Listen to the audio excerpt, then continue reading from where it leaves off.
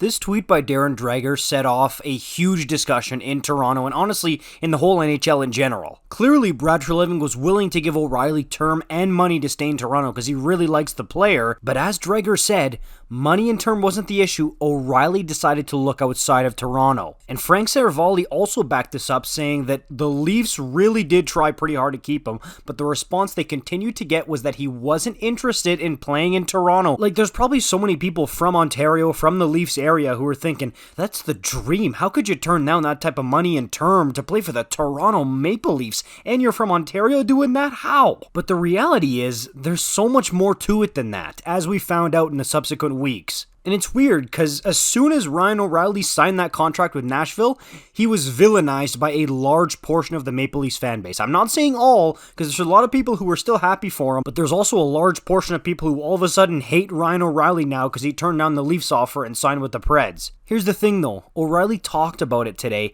and when asked about the spotlight of playing in Toronto, he said, quote, "It is different. It is something I did enjoy for the time I was there, but I just felt it was better to be somewhere else," end quote. And it's funny because a lot of the same people who were saying, oh, this guy oozes passion, he bleeds Maple Leaf blue, he definitely was born to be a Toronto Maple Leaf, for now they're saying no passion whatsoever, the lights were brighter than expected, that type of thing for Ryan O'Reilly. So you see how quickly the narrative can shift on a player. And just so we're completely clear and transparent, O'Reilly did mention that the additional microscope in Toronto, the spotlight that's brighter there, wasn't the ultimate decision, and that there were so many things that come into play, but it was a factor.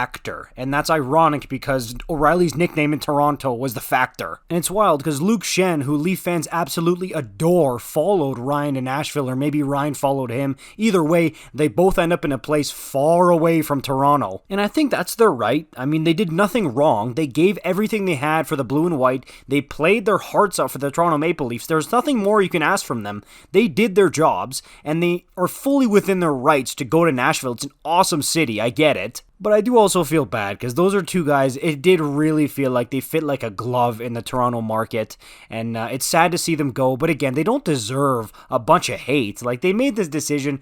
I don't see any reason why Leaf fans should hold resentment or hate towards this. Now, if O'Reilly came out and said, oh, Toronto's a dump, the fans are terrible, they're so quiet, like, if he would have said anything like that, it's a different story, but he didn't. All he did was pay his respect to the city and the market and the organization. He just admitted that, like, hey, maybe this isn't for me, and that's totally fine. And you know what? The spotlight is too big for a lot of guys. They don't want to touch that Toronto spotlight with a 10-foot pole. But there's other guys, the special ones, who embrace it, who want it, who want to be on TSN and Sportsnet and the radio and the billboards and people's pillowcases. Like, there's people who embrace that and love it and welcome it, and it's good to weed out the guys who don't want to be with that and who don't want to feel that, because then you find more guys who want it. Like, Max Domi clearly wants this and has been dying for it, clamoring for it.